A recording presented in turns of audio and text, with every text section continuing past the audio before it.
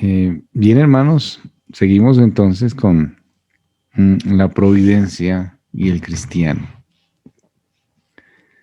Habíamos hablado o seguimos con el pasaje de las Escrituras que nos habla de la providencia, digamos, el pasaje que hemos tomado, que es Colosenses capítulo 1, versículos 16 al 18. Porque en Él fueron creadas todas las cosas, las que hay en el cielo y en las que hay en la tierra, visibles e invisibles, sean tronos, sean dominios, sean principados, sean potestades, todo fue creado por medio de Él y para Él.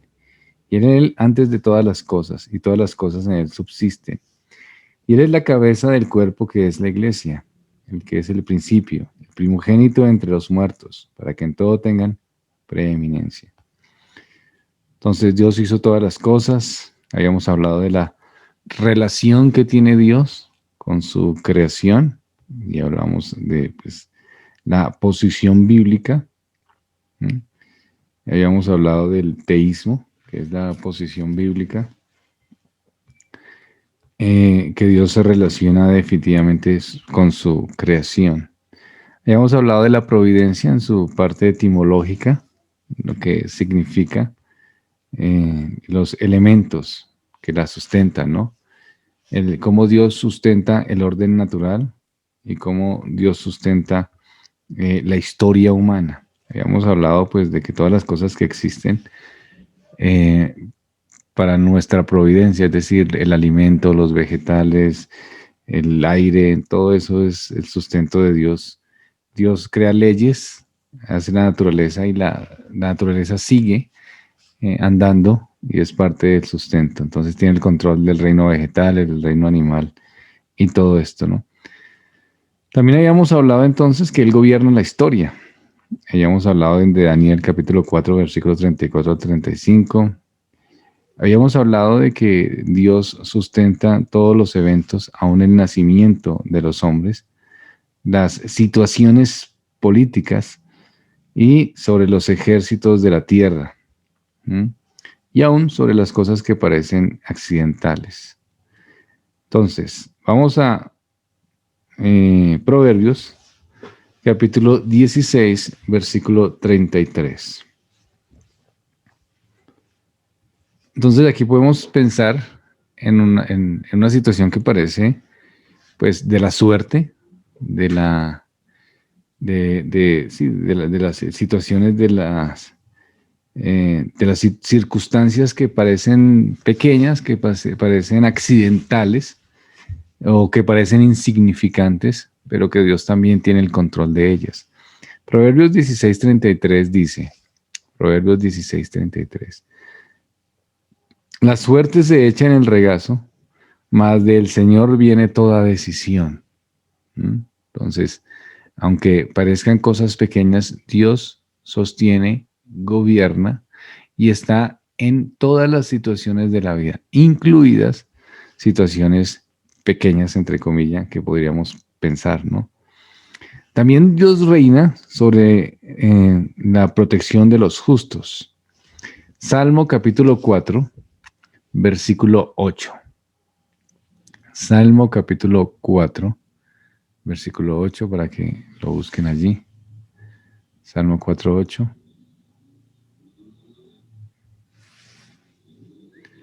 Dicen las escrituras, en paz me acostaré y así también dormiré, porque solo tú, Señor, me haces habitar seguro.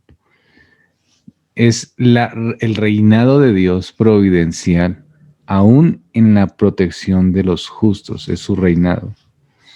También sobre el castigo de los impíos. Salmo capítulo 11, versículo 6. Salmo 11, 6.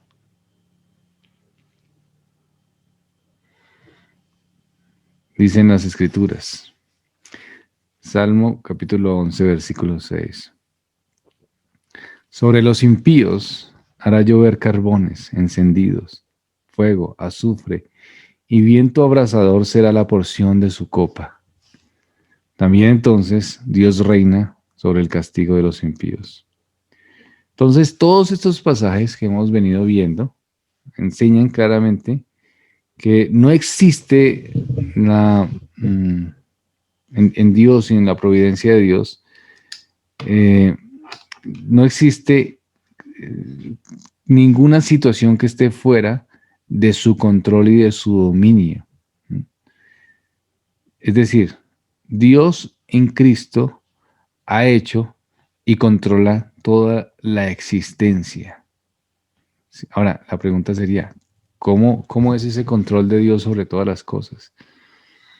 Pues la providencia divina, es decir, Dios utiliza, eso es lo que llaman algunos teólogos la concurrencia divina, que es básicamente el método providencial, que quiere decir básicamente el control de Dios de las cosas, o mejor, el sostenimiento que Dios hace sobre todas las cosas. ¿Y cómo lo hace? Pues Dios utiliza, digamos, las cosas creadas en toda acción. Entonces, las cosas que existen están existiendo y actuando. Y Dios utiliza esas cosas que están actuando y Dios la dirige según sus propiedades para hacer las que actúen según el plan divino. Por ejemplo, un árbol. Un árbol empieza como una semilla, ¿cierto? Entonces, Dios, Dios es el creador de esa semilla. Dios, digamos, es el inventor de este árbol y de esta semilla. La semilla empieza a crecer, la semilla del árbol, y después se vuelve un árbol grande que da fruto. Ese fruto da comida y ese árbol da sombra. Entonces, Dios dirige ese árbol que está creciendo para que dé un fruto y dé una sombra. Dios está direccionando eso para que el día de mañana, si yo voy caminando, por un ejemplo, o no sé, o cogen la fruta y tengo mucha sed, y entonces puedo ir a la tienda y comer naranjas, entonces es parte de ese árbol que da esa fruta.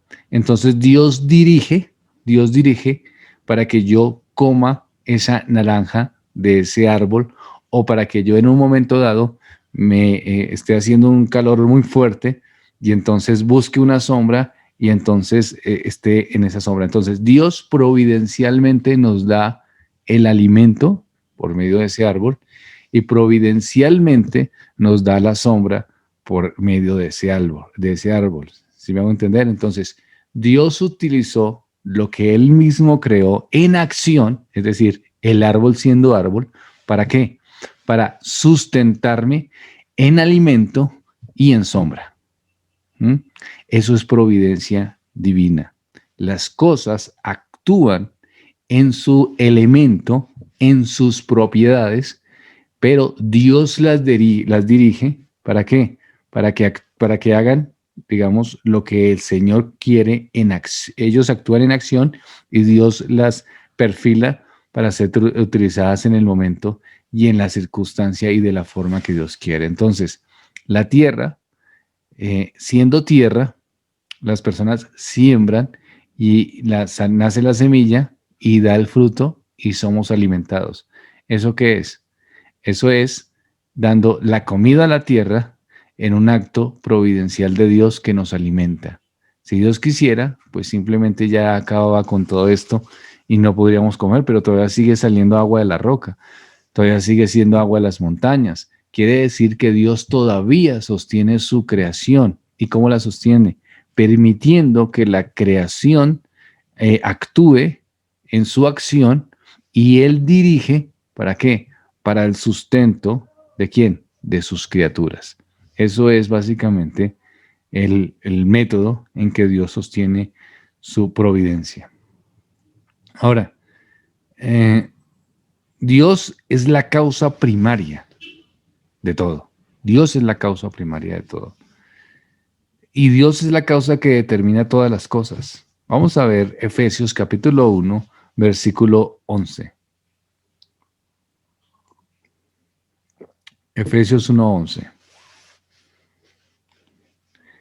Entonces Dios, según Efesios 1:11, Según Efesios 1:12, Dios es la causa de todo lo que existe y de todo lo que es. Dios es la causa primaria, dicen las Escrituras, que hace todas las cosas según el designio de su voluntad. Esa es la providencia del Señor. Todo lo que existe es por la voluntad del Señor. Entonces, ¿cuál es la causa primaria? Dios, Dios creador, Dios que obra, Dios que hace, Dios que inventó la semilla, Dios que hizo el sol, Dios que hizo la tierra, Dios que hizo la lluvia, Dios que hizo las nubes. O sea, Dios es la fuente primaria de todo lo que existe, es la causa primaria.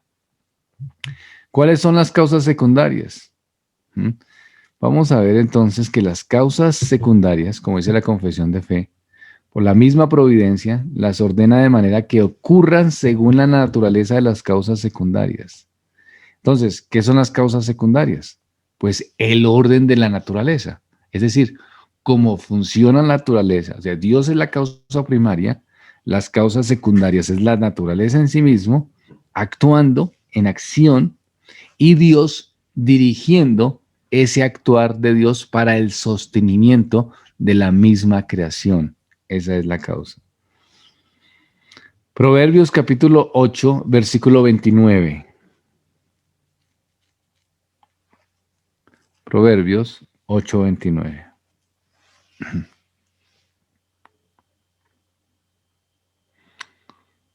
29. Proverbios 8:29. Sí, señora, si quiere léala, hermano. Ok, pastor. Dice así: cuando ponía al mar su estatuto para que las aguas no traspasasen sus mandamientos, cuando establecía los fundamentos de la tierra. Exacto, entonces el texto lo que nos dice es que Dios puso los límites de la tierra, ¿no? Entonces, Él señaló los cimientos de la tierra. Así. Dios pone límites y obra entonces en la misma creación. Eso es entonces las causas secundarias. Ahora, ¿cómo se manifiesta bíblicamente esas causas secundarias? Las causas secundarias, Dios las utiliza en el orden de la historia. ¿Recuerdan ustedes la historia de José? ¿Qué pasó con José?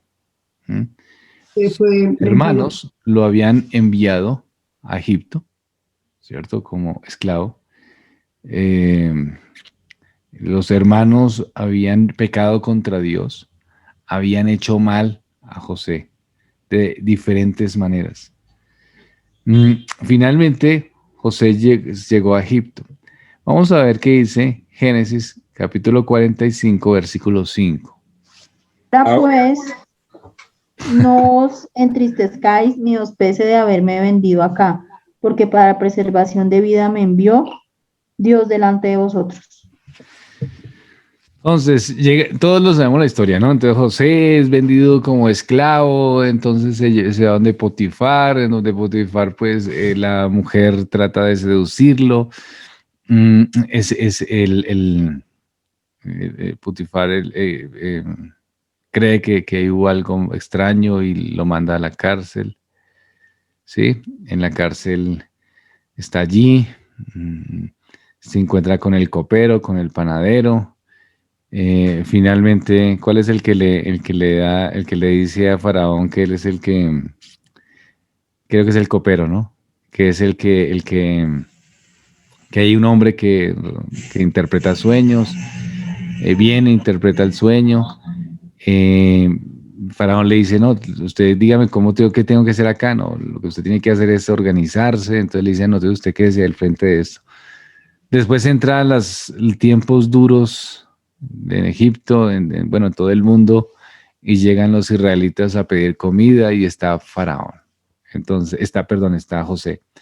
Y José entonces, cuando ellos estaban pidiendo comida, le dice a sus hermanos, pues que lo que ellos hicieron para mal, Dios ¿qué hizo?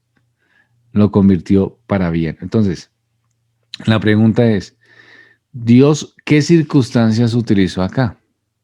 Pues las circunstancias de la vida, es decir, utilizó que los hermanos, que es natural, digamos, su pecado, lo vendieran, los mercaderes, el pecado también de esta mujer.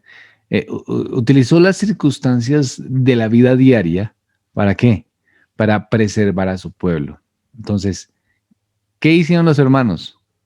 Pues eran, ¿qué hicieron los hermanos eh, para que el pueblo fuera guardado y que fuera alimentado? ¿Qué hicieron los hermanos? Pues los hermanos fueron ellos, o sea, siendo pecadores como son.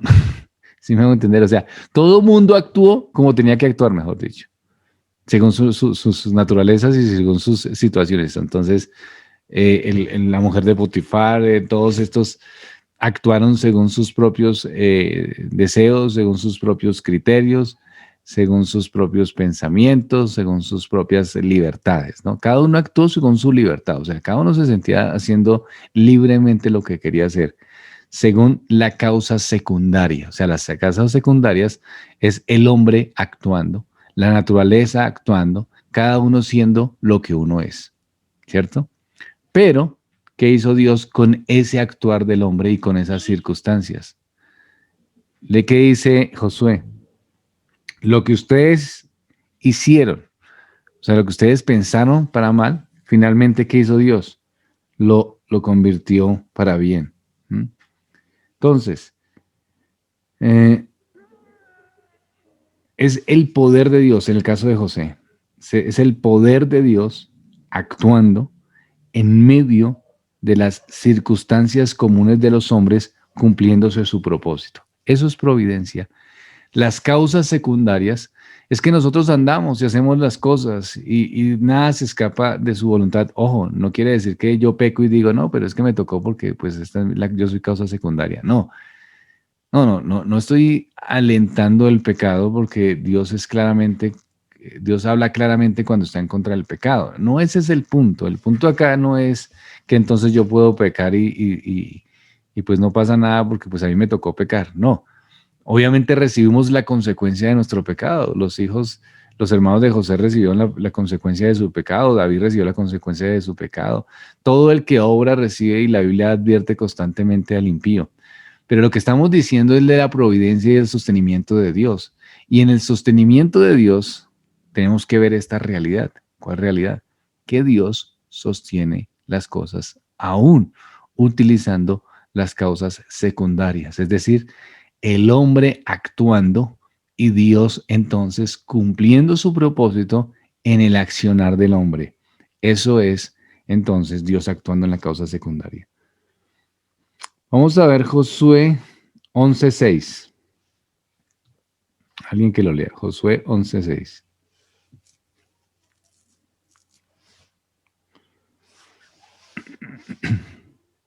Josué 11:6. Josué 11:6. ¿Qué dice?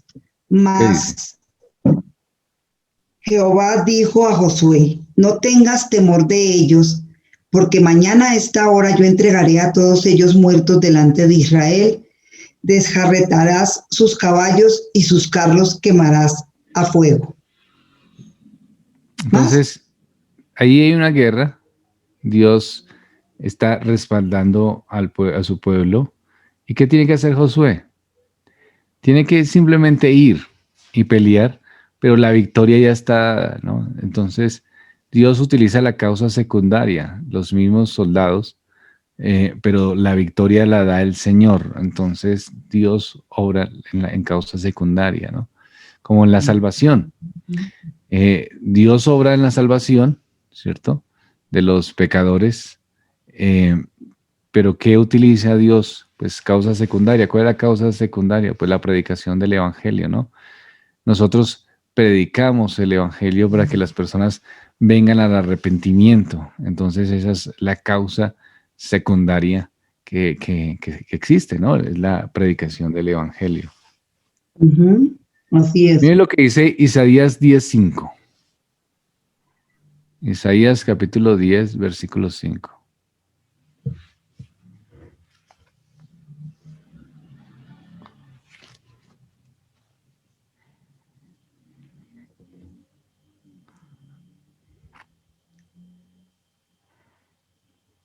Isaías 10:5. ¿Qué dice? Oh Asiria, vara y báculo de mi furor, en su mano he puesto mi ira. Dios llama a Asiria la vara de mi ira y báculo de mi indignación. Dios utiliza el impío para castigar. Dios también utiliza las circunstancias, ¿sí me hago entender? O sea, Dios utiliza aún al impío para castigar a su pueblo. O sea, no está fuera del control de Dios, aún el actuar del impío en contra de los suyos. A veces el pueblo necesitaba entonces esa reprensión, necesitaba, en este caso el pueblo de Israel necesitaba eso, ¿no? A veces nosotros necesitamos reprensión, ¿no? Y a veces se nos levantan hombres que nos dicen, ¿recuerdan ese muchacho que insultaba a David cuando iba pasando y entonces la gente que está al pie de David, no, vamos a matarlos, vamos a matarlo? Y David dice, no lo maten porque dice la verdad. Yo me acuerdo que le gritaba, como que le gritaba sanguinario, le gritaba cosas y David dice, no lo maten porque pues es de parte de Dios. El hombre viene de parte de Dios y viene diciéndome las cosas que son reales. Me está cantando la tabla en la cara. El hombre me está diciendo la realidad de la vida, entonces ¿para qué lo van a matar? Entonces a veces un impío, creo que era un filisteo, si no estoy mal, no recuerdo. Si ustedes pueden después mirar y todo, pero pues el punto es que a veces un incrédulo nos pone, o sea, a veces uno puede estar llamado por Dios. La iglesia obra y habla y llama a los pecadores al arrepentimiento y trata de exhortar de buena manera a los hermanos y la predicación, y Dios está hablando, pero a veces hacemos oídos tan sordos que puede llegar un impío en una circunstancia, en una acción, en una cosa, y nos puede poner en las peores condiciones y podemos terminar siendo insultados o Dios utilizando al peor de los impíos para ubicarnos, ¿no? Entonces, eso puede pasar, eso puede pasar. A veces somos tan tercos que no escuchamos la voz de los profetas. Y entonces Dios utiliza los mismos impíos. Y eso no se escapa de la providencia del Señor para el sostenimiento de su iglesia. Eso no se escapa del poder de Dios. Eso no se escapa de la mano de Dios. Eso no se escapa de la providencia del Señor, ¿no? Son circunstancias que nosotros no entendemos, que están dentro del plan de Dios, que nosotros no entendemos, ¿no? Hay cosas que no podemos comprender, pero que suceden, ¿no? Y no se escapan de la mano de Dios. Hace muchos años pero hace muchísimos años cuando yo estaba en la iglesia de adolescente de una congregación, de la primera iglesia que conocí, y había un hombre que le pegaba a la esposa y iba a la iglesia. Y el pastor siempre lo exhortaba y todo, pero el hombre seguía con el mal hábito de pegarle a la esposa, ¿no? Y un día en la cuadra, en el barrio, tuvo un problema y otros hombres cogieron y le dieron una golpiza impresionante. Y yo recuerdo que el pastor dijo, pues, si no me escuchó a mí, pues Dios actuaría. Entonces, seguramente él sintió, experimentó lo que significa estar bajo el poder fuerte de otro y sin poder hacer nada. Lo que él le hacía a la esposa constantemente se lo hicieron a él. Entonces, yo creo que eso no se escapó de las manos del Señor, ¿no? Yo creo que eso estaba también dentro del plan de Dios. A veces no se escucha la voz de Dios y entonces pues Dios actúa. O sea, todo está dentro de su providencia. Está en su providencia. Y o sea, la conclusión es la que sacó el pastor en su momento, pero pues no sabemos más allá, ¿no? Pero lo que sí es cierto es que nada se escapa de la providencia divina y que Dios actúa y que Dios utiliza a los impíos también en el actuar aún para formar el carácter de los creyentes. Por ejemplo, algo más sencillo. ¿Quién tiene un jefe difícil? Que de pronto todos los días tenga que ir al trabajo y diga, no, es que este jefe que yo tengo es tremendo. ¿Será que no es un acto providencial de Dios formando el carácter de un creyente? ¿Un jefe difícil? De pronto, o sea, yo supongo que, ¿qué tal que esta persona sea, ore poco, su temperamento sea complejo, no sé, tantas circunstancias que de pronto la exhortación dominical, las escrituras no ha obedecido, y entonces en una situación difícil, pues de pronto está con sumisión, o problemas económicos, circunstancias económicas que a veces alguien puede tener. Es una actitud de la providencia del Señor de pronto hay personas que no manejan bien su dinero, entonces viene una situación económica difícil y de pronto pues ahí entonces dice, no, pero yo cuando tenía la plata la gastaba mal. Entonces Dios actuando providencialmente. Es decir, ¿cuál es el interés de Dios con su pueblo? Formar su carácter a la semejanza de Cristo, porque es un Padre amoroso. Eso es lo que es Dios. Y Dios entonces utiliza todas las circunstancias de la providencia para eso, para el bien. No lo comprendemos. Hay cosas que no entendemos. Alguien puede decir, bueno, y si a alguien se le muere un hijo, ¿eso en qué le va a ayudar? Yo no sé. Yo soy una mente finita. Yo trato de poner ejemplos simples, pero mi mente es absolutamente finita. Yo no sé ni comprenderé cómo puede beneficiar ciertas circunstancias, pero y que el mal está ahí, ¿no? Entendamos que estamos en un mundo caído y el mal está presente, ¿no? Y el mal está aquí. Entonces, Dios lo que hace en la providencia es utilizar el mal para bien, pero el mal está, ¿sí? Dios no es el autor del mal, no me vayan a malentender. Dios utiliza el mal para su providencia, es decir, para el sostenimiento de sus cosas. Los hermanos de Josué, de José, perdón, los hermanos de José, no fue que Dios les dijo, ustedes tienen que hacerlo y les tocó y vayan, entreguen y háganlo esclavo y sean malos. No, ellos eran malos porque es que vivimos en un mundo malo. Pero en este mundo malo, sus hijos tienen esperanza. ¿Por qué? Porque providencialmente Dios sostiene su creación. ¿Mm? Primera de Reyes 22, creo ¿Qué que dice, es. hermano? Dice, Primera de Reyes, y dijo, yo saldré y seré espíritu de mentira en boca de todos sus profetas. Y dijo, le inducirás y aún le conseguirás. Ve pues y hazlo así. Del 20 al 23. Del 20 al 23 dice, y Jehová dijo, ¿quién inducirá a Acab para que suba y caiga en Ramón de Galaad? Y uno decía de una manera y otro decía de otra. Y salió un espíritu y se puso delante de Jehová y dijo, yo le induciré. Y Jehová le dijo, ¿de qué manera? Él dijo, yo saldré y seré espíritu de mentira en boca de todos sus profetas. Y él dijo, le inducirás y aún le conseguirás. Ve pues y hazlo así. Y ahora, he aquí Jehová ha puesto espíritu de mentira en la boca de todos tus profetas. Y Jehová ha decretado el mal acerca de ti. Hasta el 23. ¿Ustedes creen que estos profetas carismáticos están fuera del control del Señor? ¿Cuántos es que están ahí metidos en estas sectas y en estos movimientos que son espíritu de mentira?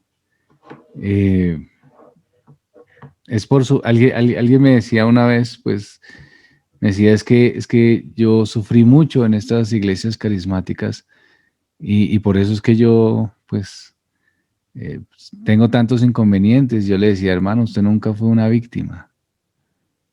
Usted también fue culpable. ¿Por qué? Porque creyó el espíritu de mentira, el engaño. O sea, le gustó eso, porque eso es atrayente, ¿no? Eso nos gusta. Y este espíritu de mentira es para para condenación también de los impíos, que son religiosos y caen en esa condenación alejándose del Señor, pero que piensan que están en la salvación. Entonces, todos esos falsos profetas, ¿usted no les parece increíble que la gente no se dé cuenta de esos falsos y esos engaños tan terribles ahorita?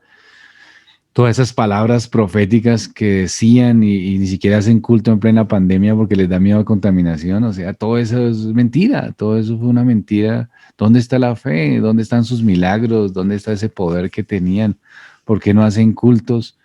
Ahí está en su presencia y otras iglesias que pues hacían tantas sanidades y ahí están encerrados, ahí están cerrando el culto porque les da miedo que contaminarse con el COVID. Entonces están esperando a que todo esto pase para salir a hacer milagros, pero pues ya para qué, lo necesitábamos era ahorita, necesitamos los milagros es ya, pero están esperando a que todo se acabe, están esperando a que todo el mundo esté vacunado y ahí salen y ahí se hacen milagros, dicen no, es que todo ese engaño y la gente sigue, yo creo que el día que abran vuelven y se llena eso.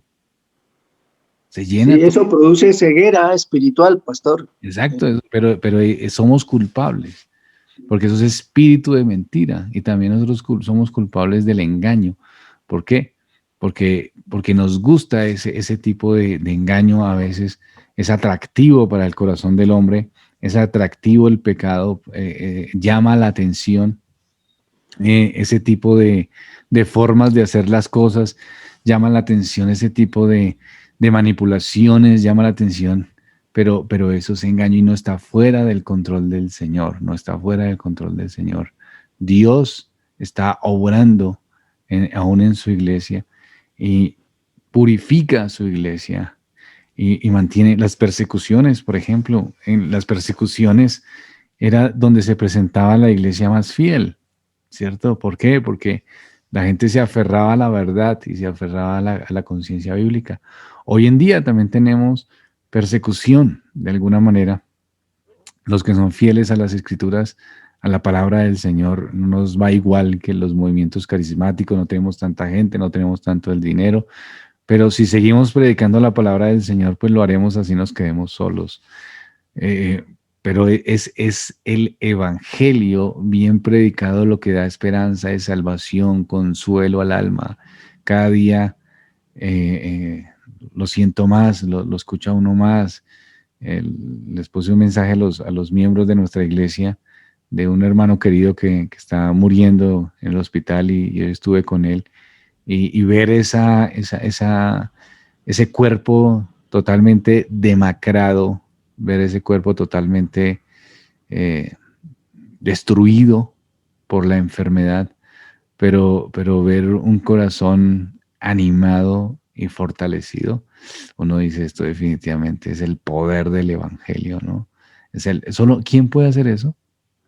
O sea, ¿qué cosa puede hacer eso? Las promesas falsas que se dan en estos movimientos. Yo recuerdo una persona que le decía al papá que muriéndose que es por falta de fe y el hombre pues más deprimido le decía, crea papá, y verá que no se va a morir, ponga fe que el Señor lo va a sanar, es que a usted le falta fe. Esta persona colocando peor al enfermo. Entonces, la esperanza eterna que tiene el creyente es una cosa impresionante y en el umbral de la muerte se manifiesta porque es poderoso Dios para salvar, es poderoso Dios. Y todas esas cosas que ofrece el mundo y los falsos profetas, pues quedan en nada, quedan en nada. ¿Qué gano yo que me estén ofreciendo a mí, pues, prosperidad, que si finalmente me voy a morir? Si me están ofreciendo sanidad, listo, digamos que me ofrecen sanidad, ¿y cuánto me dura esa sanidad? ¿Acaso no voy a morir? Voy a morir. O sea, ¿qué me pueden ofrecer estos movimientos que sea permanente? Nada me pueden ofrecer porque todo es pasajero. El único que ofrece salvación y vida eterna es el Señor Jesucristo. Entonces, también Dios está bajo el control de esto. Esto no se escapa del control del Señor. A veces uno se siente intranquilo, desesperado, de prender el televisor, tantas cosas horribles, la religión peor también contra Dios, contra la verdad, la gente haciéndose rica con el evangelio. engañando, manipulando, diciendo falsas doctrinas, herejías, y uno dice, bueno, ¿qué es todo esto? ¿Y acaso está fuera del control de Dios? No está fuera del control de Dios, no lo está. El cristiano tiene que tener esa esperanza que todas las cosas que ocurren están bajo el control providencial de Dios y que Dios utiliza las causas secundarias. Aquí Dios puso espíritu mentiroso en la boca de los profetas de Acab, ¿sí? Para que creyeran en el mal, para que se consumieran en su propio mal. Nada está fuera del control de Dios, pero sus hijos tienen esa esperanza y por eso reconocen el mundo en que vivimos, lo reconocen con la deficiencia que tiene, que es el mundo caído, que es un mundo caído como se encuentra, pero también que ese mundo caído está actuando bajo un fin, y que es la preservación de sus hijos a vida eterna, la formación de su carácter santificado, para que estemos en gloria. Todo lo que nos ocurra, todo lo que vivamos, es con un propósito eterno, que tal vez nosotros no entendamos, pero Dios providencialmente nos va a sostener. No sé, por ejemplo, la tristeza, la amargura, la depresión, son sentimientos que el cristiano debe luchar fervientemente con ellos. ¿Por qué? Porque tiene que descansar en un Dios que lo sostiene, en un Dios que lo sostiene. No necesita ser el más teólogo, no necesita saber más, que sabe más cosas, pero si cree en un Dios que lo sostiene, entonces descansa en ese sostenimiento, sea cual fuese la circunstancia histórica que se nos presente. ¿Cómo la ven hasta ahí, hermanos? ¿Preguntas, aportes?